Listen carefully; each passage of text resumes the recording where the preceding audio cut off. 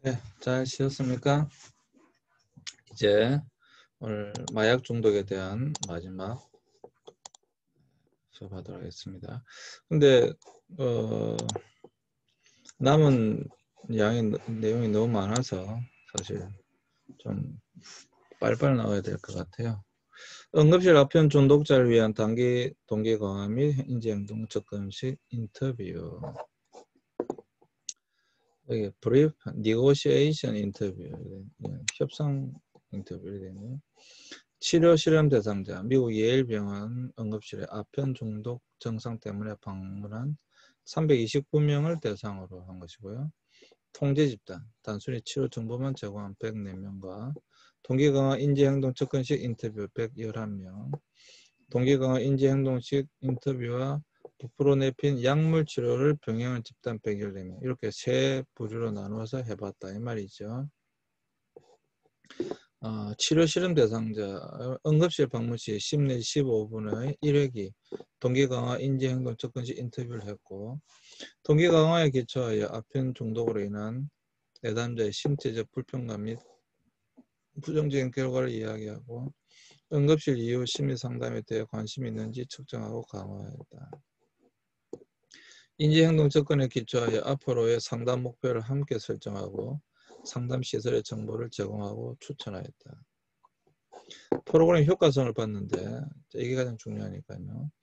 응급실 방문 30일 이후 내담자 중독 상담 참여를 보니까 동기 강화 인지 행동 접근 시 인터뷰와 부프로네르핀 약물 치료를 함께 받은 78%, 굉장히 높죠.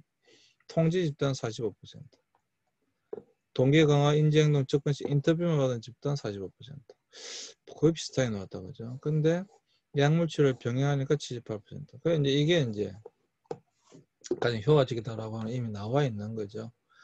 이상심리학에 나와 있는 대부분의 질병들이 다 마찬가지인데, 약물 치료와 병행할 때 효과가 있습니다, 사실. 네. 그냥 사실 이것도 뭐 상당히 효과가 없다고 할 수 없지만 보통 약물 치료와 함께 병행할 때 굉장히 효과가 있다라고 하는 것은 이미 나와 있는 검증된 겁니다. 프로그램 효과성을 보면 응급실 방문 30일 이후 아편 사용 빈도를 보면 동기 강화 인지행동 접근식 인터뷰와 부프로노르핀 약물치료와 함께 받은 집단은 일주일에 5, 6일 1, 2, 통제 집단 일주일에 5일 2, 3일, 동기 강화 인지행동 접근식 인터뷰 받은 집단 일주일에 5, 6에서 2, 3일. 사용 빈도가 지금 나와 있는 겁니다. 조금 떨어지는 걸 볼 수가 있죠. 2, 3일과 1, 2일이니까. 프로그램 효과성을 보면 소변 검사를 통한 마약 사용의 변화를 측정해 보니까 약물 치료, 단기 상담 치료, 통제 집단간 차이가 별로 없었다. 소변 검사 통해서 마약 사용 변화를 측정해 보니 그렇다는 거고요. 연구의 함의점 및 제한점을 본다면 함의점은 동기 강화 상담과 인지행동 접근식 인터뷰 및 약물 치료는 이후 응급실을 방문하는 마약 중독자들이 중독 상담에 접근하는 데 심리적 거리감을 좁히는 역할을 했다라고 하는 것이고, 함의점 두 번째는 아편 중독 치료에는 동기 강화 인지행동 접근식 인터뷰뿐만 아니라 부프레노르핀 약물 치료도 병행되어야 함을 보여주고 있다. 그렇죠. 제한점은 소변 검사를 통한 마약 사용의 변화가 자기 보고식 결과와 일치하지 않아서 이후 다른 연구에서의 결과를 지켜볼 필요가 있다라고 하는 것입니다. 자, 그러면 이제 우리나라 마약 상담 프로그램을 소개하고자 하는데, 출처는 학술연구 키스라고 합니다. DBP야, 데이터베이스피아고요. 논문 검색 데이터베이스를 이용해 3개의 논문을 채택했고요. 모두 통제 집단을 가지고 있고 계량적 수치를 통해 프로그램 후 마약 중독 감소에 영향을 끼치는 심리적 요소에 변화가 있다고 발표한 논문들이다. 실제로 효과가 있다고 본 논문들만 봤다 이 말이고요. 치료 공동체 접근 상담, 전문 치료자보다 회복적인 중독자들이 그들의 경험담과 깨달음에 의하여 다른 중독자의 회복에 지원자가 되어주는 것이 핵심이다. 회복 중인 중독자들이, 이게 가장 중요한 겁니다. 여기서는 회복 중인 중독자들이, 그러니까 회복 중인 중독자들이 그들의 경험과 깨달음을 다른 중독자들의 회복에 지원자가 되어주는 것. 이것이 핵심이다 라고 하는 겁니다. 가족적인 분위기인 집단치료 안에서 개인이 물질 중독이 아닌 다른 방법으로 문제를 해결해 나갈 수 있는 역량을 키우는 것을 목표로 한다. 계속 사실 반복되는 내용이죠. 치료시험 대상자는 영등포와 전남 장흥교도소 약물중독 관련 재소자 80명을 대상으로 했고 통제집단 40명, 치료 공동체적 접근법을 적용한 집단상담 40명, 6개월 동안 상담을 진행했다라고 하는 것입니다. 첫 회기는 프로그램의 목적과 진행 관련 규칙을 나누고요. 회복 중인 동료들이 주도하는 첫 만남은 치료 공동체적 접근의 핵심으로 일주일에 3회씩 2시간 동안 지금 여기 일어나고 있는 사건 행동들에 대해 어떻게 다르게 인식하고 반응해야 할 것인지를 다룹니다. 그러니까 회복된 동료들과 함께 만나는 이게 첫 만남이라고 본 거예요. 전문 치료자들은 필요에 의해 탐색 모임을 주최하여 내담자의 개인적인 배경을 나누며 이에 해당하는 임상적 정보를 제공한다. 그러니까 전문 치료자는 이제 필요할 때 이러한 모임을 주최하는 것이고 더 중요한 것은 회복 중인 동료들과의 만남, 그들 자체적인 어떤 모임이 훨씬 더 중요하다라고 하는 것을 지금 우리에게 이야기해 주고 있는 것입니다. 물론 전문 치료자들은 개입할 때는 개입해야 된다 이 말이죠. 내담자가 과거 특정 문제에서의 회복이 필요한 경우 전문 치료자들이 마라톤이라는 모임을 통해 특정 인생 경험을 지속적으로 분석하고 새로운 감정 반응을 이끌어내도록 돕는다. 마지막 단계에서는 역할극 및 생활기술 세미나를 통해 실제 공동체 밖에서의 의사결정을 토론한다. 요즘 이제 많이 역할극, 여러분 유튜브에 보시면 굉장히 많이 나와 있습니다. 그런 것들을 통해서 자기 자신을 보게 하는 이러한 것들이 굉장히 유행하고 있죠. 프로그램 효과성을 보니까 자기 효능감, 실험 집단, 유의미한 증거가 나타나는데 여기 보시면 통제 집단은 유의미한 변화가 거의 없었다. 그렇지만 실험 집단 여기 보면 유의미한 어떤 증가가 나타났다라고 하는 것입니다. 상당히 어떤 변화가 보이는 것을 볼 수가 있죠. 문제 해결 인식도를 보면 실험 집단 유의미한 증가를 볼 수 있는데 통제 집단은 별로 변화가 없었다라고 하는 것이고 문제 인식도에서 그렇고요. 변화가 나타나는 것을 어떻게 볼 수가 있죠. 그 다음에 연구의 기여점 및 제한점을 본다면 기여점, 참여자 무작위 선별, 실험 집단과 동일한 통제 집단 설정, 6개월간의 지속적인 상담으로 상담의 효과성을 엄밀히 검증했다라고 하는 것이고요. 제한점은 각 상담 회계의 횟수와 첫 만남 외에 탐색과 마라톤 상담 회계의 길이, 전문 치료인의 수, 각 집단에 속한 내담자의 수 등은 명시하지 않았다. 마약 사용 행동의 감소를 측정한 것이 아니라 관련된 심리적 요소만 측정한 것이다. 행동의 감소를 측정했어야 되는데 심리적인 요소만 측정했다라고 하는 것이죠. 자, 이제 우리나라에 굉장히 유행한 마음챙김 기반 인지치료인데요. 마음챙김 기반 인지치료는 여러분 인터넷 치시면 상당히 많이 나와 있습니다. 그러니까 이건 이제 명상의 기법을 활용한 것이죠. 그래서 명상이 이제 명상이 좋은 것이 여기 좀 됐네요.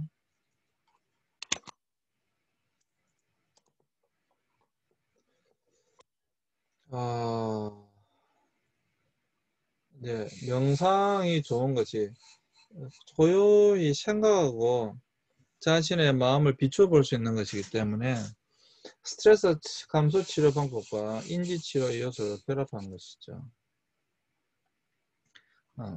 원래 우울증 환자들의 치료 후 재발 감소를 위해 개발되었지만 점차 알코올 중독, 마약 중독 치료에도 그 효과성이 입증되고 있다.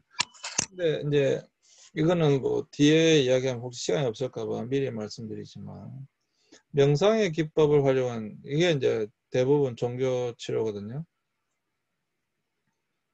종교 상담인데 제가 지난번에 말씀드렸다시피 상담 중에 가장 효과가 좋은 것이 종교 상담이에요.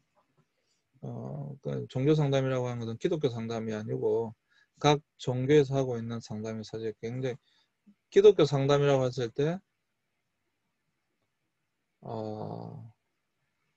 기독교 상담이라고 했을 때 오해되어질 수 있는 것이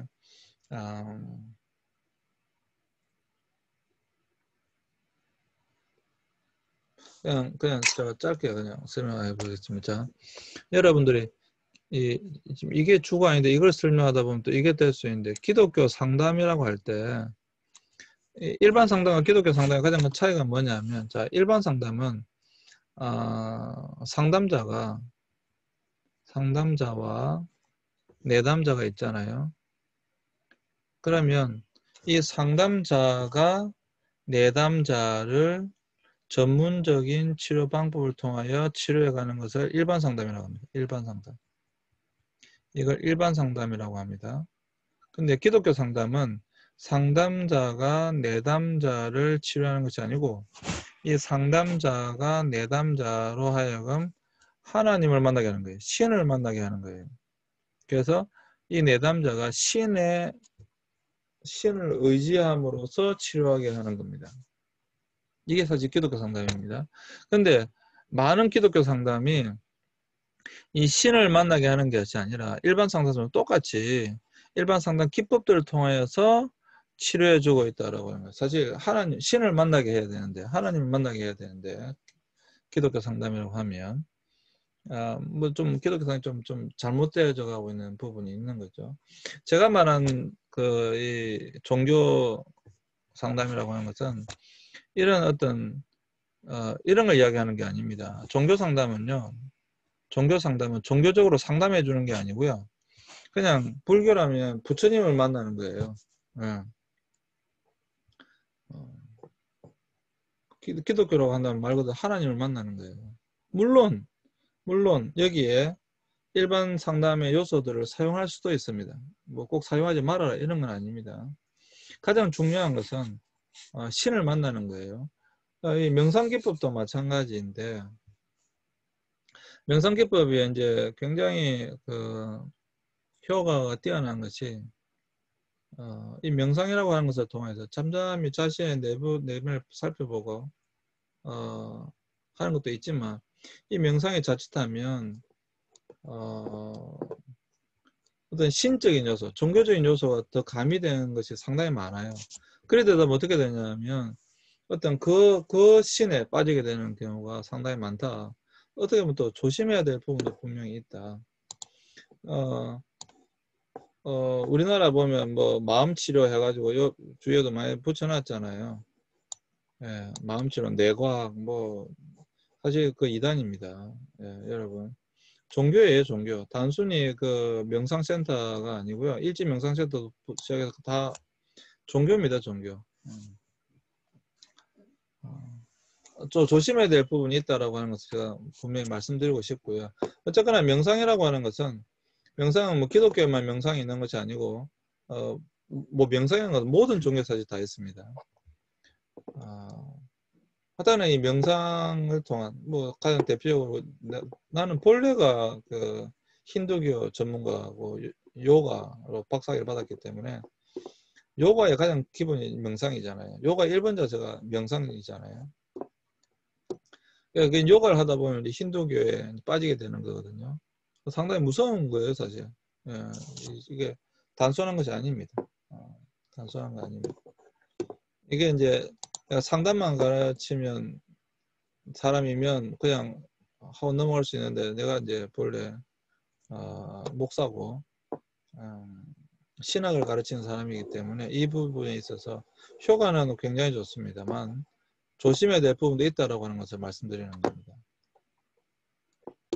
마음챙김 기반 인지치료는 치료 실험 대상자를 보면 한 개의 상담센터와 3개의 교도소에서 총 22명의 마약 중독자를 참가자로 선정하였고요.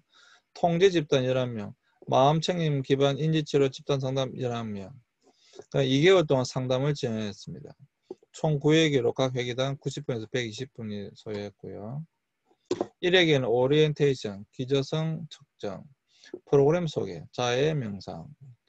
그 다음에 2역에는 자동사고, 감정 자각하기, 명상 7가지 태도, 건포도 명상, 반복되는 사고 및 감정 자각. 3역에는 방해 요인 다루기, 자동적 사고 패턴 인식하기, 즐거운 사건 기록하기. 마음 챙겨 호흡, 불쾌한 사건 기록하기, 주입장 현재와 전복 접촉하기. 5개 현재에 머물기, 시간선의 기록지, 주의를 축소 또는 확장하기, 활동과 감정의 영화성을 이해하기. 6개는 수용하기, 내버려두기, 산악 명상, 루미엣이 여인 속 읽고 나누기, 뭐 이런 거. 경험에 대한 다른 방식 관계 맺기, 생각은 사실이 아니다, 호흡 확장 명상, 생각은 사실이 아님을 인지하고 생각 다루기. 사실 하고 싶은 이야기가 많은데 또 이야기하면 또 넘어갈까봐 제가 일단 참겠습니다. 자신을 돌보기, 자신의 기분을 자각하여 행동 취하기, 재발 위험을 다루기 위한 행동계획, 치료 종결, 자신에 맞는 마음 챙김 방법을 찾기, 자해 명상, 종결 소감 나누기, 사후 검사. 네, 바디 스캔, 마음 챙김 스트레칭과 하타 요가. 하타 요가가 이 하타 요가가 나오네. 하타 요가가 핫 요가 뭐 이렇게 밖에 쓰는데 하타라는 치료라는 뜻이에요. 치료 요가라는 뜻이에요, 이게. 아이고, 내 전공이 나왔어요. 갑자기 이야기해야 됩니다. 하타가 치료라는 뜻입니다. 하타 요가, 치료 요가라는 뜻입니다. 호흡 명상을 매일 시작할 때 실시한다 라고 하는 것이고요. 자, 이걸 통해서 효과성을 보면 상담 집단의 치료 전과 후의 우울감, 충동성, 단약 자기 효능감을 비교해 볼 때 실험 집단에서의 모든 영역에서 유의미한 변화가 있었다. 통제 집단에서는 유의미한 변화가 없었다. 그래서 단약자기 효능감은 증가했고 우울감은 감소했고 충동성도 감소한 것을 볼 수가 있습니다. 효과가 있었다라고 하는 것이죠. 근데 이제 연구의 제한점을 본다면 단약자기 효능감에 비해 우울감이 충동성 감소가 실제 마약 중독 행동 감소 나타날 가능성은 다른 요인이다. 예를 들면 마약 사용 동기 또는 기대감 등에 따라 달라질 수 있다 이 말이고요. 그 변인의 변화만으로는 중독성 효과성을 증명에 한계가 있다. 그러나 분명히 효과가 있는 것은 사실이다 이 말이죠. 그러니까 정보 제공, 정서 중심 생활기술 집단 치료 이제 마지막인데요. 정보 제공 집단 치료. 한국의 비행 청소년 상담에서 가장 흔히 사용되어 왔던 방법으로 일반적으로 약물 사용의 부정적 결과에 대한 교육이 핵심이다. 지금 우리가 있는 담배값 이런 거. 정서 중심 집단 치료. 자신과 타인의 감정에 대한 이해를 강화시키는 것을 목표로 한다. 생활 기술 집단 치료. 다양한 영역에서 문제 해결 능력의 정진을 목표로 한다. 치료 실험 대상자 약물, 담배, 술, 본도, 기타 사용, 고위험군에 속하는 14세 이상 20세 미만의 보호관찰 남자 청소년 40명을 참가자로 선정했고요. 통제 집단 10명, 정보 제공 집단 10명, 정서 중심 집단 10명, 생활기술 훈련 집단 10명 이렇게 나누었다 이 말이죠. 주 3회 회계단 2시간씩 10회기의 집단 치료를 실시했다라고 하는 것이고요. 정보 제공 집단은 1회기 약물 남용 프로그램의 방향을 제시했고 2, 3회기 약물 자기 탐색과 약물 경험을 나누었고 4회기 약물 남용의 원인과 결과를 알게 했고 5, 6회기 약물 남용에 대한 교육, 술과 담배 영향 다루기 7, 8회기 약물 남용에 대한 교육, 흡입자와 마약류의 영향 다루기 9회기 약물 남용을 어떻게 줄일 수 있을까 10회기 마무리했습니다. 정서 중심 집단은 1회기 프로그램 목적과 방향을 지시하고 자기소개했고요. 2회기 신뢰감 형성과 약물 경험을 나눴고요. 3회기 자기 탐정과 약물, 4, 6회기 MBTI 성격 검사를 통한 자신과 타인의 이해, 7회기 피드백을 통한 자기 이해와 약물 사용 원리 이해, 8회기 자신의 장점 발견하기, 9회기 나의 미래와 약물 감소 계획, 10회기 마무리. 생활기술 훈련 집단에서는 1회기 약물 남용 프로그램의 방향을 제시했고 2회기 나의 이해와 약물 경험을 나눴고 3회기 약물 남용의 원인과 결과를 알게 했고 4회기 약물 남용에 대한 교육을 지시했고 5회기 스트레스에 대처하기 6회기 대인관계 대화기술 했습니다. 7회기 주장기술 8회기 문제해결 기술 9회기 나의 미래와 약물 감소 계획 10회기 이렇게 마무리를 했습니다. 프로그램 효과성을 보니까 상담 집단의 치료 전과 후에 약물 지식과 태도, 문제해결 주장성, 자존감 비교를 했을 때 정보 제공 집단에서는 약물 지식과 태도 유의미한 상승이 나타났다라고 하는 것이고요. 문제, 이게 90에서 조금 올랐죠. 문제 해결 주장성 척도인 효과성이 별로 없었다. 그 다음에 정서 중심 집단에서는 자존감 상승에 분명히 효과가 있었다. 문제 해결 주장 척도인 효과성이 없다. 생활기술훈련 집단에서는 약물 지식과 태도, 문제 해결 주장성, 자존감 모두 유의미한 상승을 보였다. 정서 중심 집단에서 봤을 때. 연구의 제한점. 집단마다 2명의 내담자에 한해 보호관찰소를 떠난 이후에 추수검사를 실시하였고 추수검사를 통해 실제 약물 행동의 변화를 측정하여 집단의 배정과 상관없이 모든 집단에서 약물 행동의 감소를 보이는 것으로 보고됐는데 추수검사를 실시한 정확한 시기와 소수의 참여자 인해 통계적 결과는 발표하지 않았다. 그러니까 너무 소수가 하다 보니까 이게 뭐 통계적으로 의미가 있는가에 대한 어떤 그런 문제가 발생했다라고 하는 것이죠. 결론적으로 봤을 때 동기 강화 상담과 인지행동 치료가 혼합된 상담법, 실제 마약 빈도, 사용 빈도와 양의 결 감소에 대해 보고된 효과성이 크다라고 하는 것이고요. 다양한 물질, 대마초, 아편, 연령층, 성인, 청소년, 상담환경, 상담센터, 병원에서도 활용될 수 있다. 그러니까 동기 강화 상담과 인지행동 치료, 혼합된 상담법이 제일 효과가 크다라고 하는 것이 이미 검증되어졌다라고 하는 것이고요. 이 혼합된 상담법이 알코올 중독 상담에서 검증되어 널리 이용되고 있는 상담법인데 다른 물질 중독에서도 효과성이 높은 것을 감안해 볼 때 중독 상담에 적합한 요소가 많다고 해석된다. 자, 여기가 이제 약물 중독, 마약 중독, 결론이 있네요. 한국에서 실시된 연구 중 한 연구의 제한적인 추수 검사를 제외하고는 마약 중독 행동 감소를 측정하지는 않았다. 모두 마약 중독에 영향을 끼치는 심리적 요소의 변화로 상담 효과성을 유추한 것뿐이다. 최근 마약 상담센터가 생기고 있으나 아직까지는 외국과 달리 주로 교도소에서 마약 상담이 행해지는 특성이 실제 마약 행동 감소를 지속적으로 측정하기에 큰 걸림돌이 되고 있다. 앞으로 마약 상담센터 및 병원에서 적극적으로 상담가의 임상 연구를 실시하고 지원하여 지금까지 연구된 마약 상담 프로그램이 실제 마약 행동에 영향을 끼치는지에 대해 검증할 필요가 있다. 이제 알코올 중독 다음 주 하겠습니다. 자, 여기서 그러니까 우리나라는 아직까지 마약 상담센터가 별로 없고 대부분 교도소나 병원에서 했다라고 하는 것이죠. 그렇다고 한다면 그건 벌써 중증이다라고 하는 것을 알 수 있죠. 그리고 효과가 약물 치료와 함께 병행될 때 효과가 있지 상담만으로는 효과를 좀 보기가 어렵다. 그럼에도 불구하고 동기 강화 상담과 인지행동 치료가 혼합된 상담법이 그래도 효과가 가장 크다라고 하는 것이 나와 있다라고 하는 거예요. 그래서 이제 동기를 강화시켜주고 자신의 어떤 문제가 왜 일어나는지에 대해서 인지하고 그에 대한 행동을 바꾸는 인지행동 치료를 같이 할 때 효과가 크다. 여기에 또 더하여서 약물 치료를 더한다고 한다면 효과성이 훨씬 더 또 커지는 것을 우리가 볼 수가 있습니다. 오늘은 여기까지 할 텐데요. 마약 치료, 약물 중독, 마약 중독을 하면서 여러분들에게 꼭 마지막으로 해주고 싶은 이야기가 있어요. 사실 보통 어떤 관계적인 문제 때문에 이 마약 중독이 일어나는 겁니다. 그래서 여러분들에게 꼭 말씀드리고 싶은 것은 일단 마약은 손에 대지 않는 것이 좋습니다. 호기심에서라도 손에 대지 말기를 바랍니다.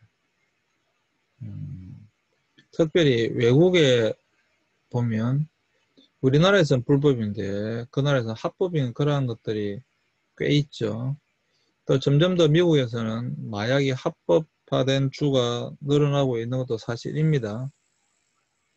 그런데 여러분 이게 뭐 선진국이니까 미국에서도 하니까 이런 식으로 여러분들이 접근해서 마약을 만약에 하게 되어진다고 했을 때 정말 인생 전체에 큰 문제가 발생할 수 있다.